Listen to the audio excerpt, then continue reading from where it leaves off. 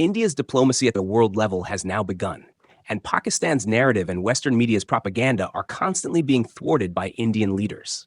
Meanwhile, the Indian Air Force has stated that India will soon share detailed information regarding Operation Sindoor, which may reveal how many Pakistani fighter jets were damaged and the extent of the loss. This has caused a stir in Pakistan. Not only this, several other significant pieces of information have emerged from Pakistan, indicating heavy losses.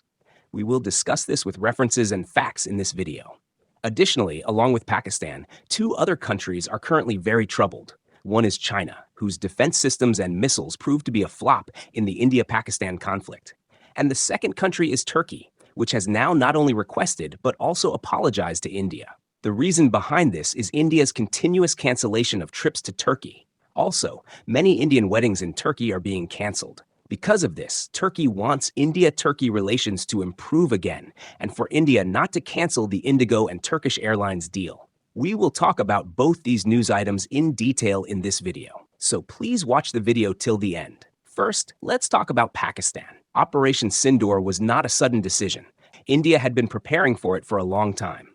Pakistan's repeated ceasefire violations, promotion of terrorist activities, and spread of false news had become unbearable.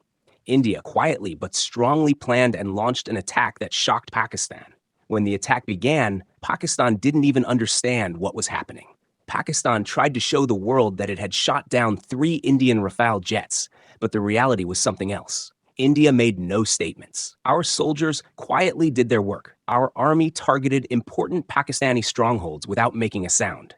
Recently, a report came out, published in Hindustan Times. According to this report, Pakistan suffered such a big loss that it was forced to demand a ceasefire from India. This report stated that the Indian Navy was about to attack Karachi port, but Pakistan pleaded for a ceasefire before that. In this operation, India attacked several Pakistani military bases. The biggest attack was on Nur Khan Air Base. This airbase was the main center of Pakistan's Northern Air Command. Scalp missiles were fired on it from Rafale jets and BrahMos missiles from Sukhoi 30s. Additionally, 2 other air bases, such as Jacobabad and Bolari, were also attacked. India did all this so quickly and with such planning that Pakistan did not get a chance to recover. The most interesting thing, for which we made this video, is that India also destroyed Pakistan's most reliable system. Their airborne early warning system, which they had bought from Sweden, was shot down 315 kilometers inside. This system was like an eye and ear for Pakistan. It was destroyed by India with its S-400 air defense system. This attack shows how strong India's technology and preparation are. According to the report, India also destroyed several Pakistani fighter jets, including a C-130J medium-lift aircraft, a JF-7, and 2 F-16 fighter jets. In these attacks, the Pakistani Air Force was completely helpless. India also targeted the HQ-9 and LY-80 air defense systems that Pakistan had bought from China. The HQ-9 was installed in Karachi and was destroyed by India with a missile. The LY-80 was in Lahore and was destroyed by India with a drone. This shows that India has the power to challenge not only Pakistan, but also the technology of its supporters. The biggest turning point came when the Indian Navy surrounded Karachi port. Our ships had reached 260 miles to the Makran coast. Pakistan began to fear that if Karachi port was destroyed, it would be completely cut off from the sea. On the same day, Pakistan's DGMO contacted India and said, "We will not attack further now." This operation not only shocked Pakistan, but also told the world that India is no longer just a country that tolerates. India has now become a strong and smart power in the world. Meanwhile, India has now started to isolate Pakistan through diplomacy. India also put pressure on the aid from the IMF, which led to new conditions. India is now moving forward not just with attacks, but with full preparation. In the next FATF meeting, India is making every effort to put Pakistan back on the gray list.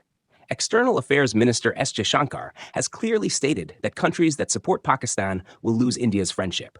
India is now sending a new message. If you support terrorism, you cannot be India's friend. Besides, friends, as we mentioned at the beginning, the Indian Air Force may soon share a detailed report on this, which will provide information on how much damage Pakistan suffered with concrete evidence. It is also possible that just as the Pakistani army has shown false call recordings of India, India may also bring Pakistan's real call recordings to the world. How the Pakistani army was scared and was demanding a ceasefire from India. By the way, Friends, do you think India should make such call recordings public, or do you think that as a professional army, we should not do so? Please give your opinion in the comment box. Let's move on to our next news, which is coming from Turkey. In fact, renowned geopolitical experts in Turkey are now openly admitting that supporting Pakistan was a big mistake. Recently, a senior international affairs professor in Turkey clearly stated in an article that by siding with Pakistan, Turkey has damaged its own foreign policy. He has appealed to India not to let the relations between the two countries deteriorate further, but to open avenues for dialogue and cooperation. But is India in the mood to listen to this appeal? Clearly not. India's Foreign Secretary Vikram Misri recently stated before a parliamentary committee that Turkey's activities are unforgivable and India-Turkey relations are not going to normalize in the near future. The way Turkey has consistently supported Pakistan on Kashmir and POK has been against India's sovereignty. This is why India is now taking concrete steps against Turkey. According to reports, the code-sharing agreement between India's largest airline, Indigo, and Turkish Airlines is now in jeopardy. This agreement is expiring on May 31st, and the government is not in the mood to renew it. This is not just a commercial decision. This is a strong political message. When a country repeatedly interferes in our internal affairs, a sovereign nation like India has to respond. Protests against this agreement have started at Mumbai airport. Shiv Sena has given a 10-day ultimatum to Indigo. And the story doesn't end here. India has also started imposing unofficial restrictions on the import of several products from Turkey, such as apples and marble. Education-related programs with Turkish universities are also being canceled. This means that India is now responding not just with words, but with concrete actions. And now, in Turkey's enemy country, Greece, voices have started to rise that India, Greece, and Israel should together form a new organization to counter Turkey, Pakistan, and such countries. We are seeing many podcasts coming out from Greece regarding this organization. Many believe close ties between Greece, India, and Israel could benefit all three countries. Today, we are here in Greece with Greek lawyer and president of the youth department of the Greek Conservative Party, Voice of Reason, to discuss this alliance. Thank you for being today. Recently posted a viral video of Indian soldiers training with the Greeks. Turkey is continuously suffering losses. This is why such voices are now rising from within Turkey, and Erdogan's foreign policy is being heavily criticized. However, for now, we need to take even stricter measures against Turkey and not fall for their words. Anyway, friends, please give your opinion on both these news items in the comment box. If you like this information and video, I have a small request. Press the subscribe button below and press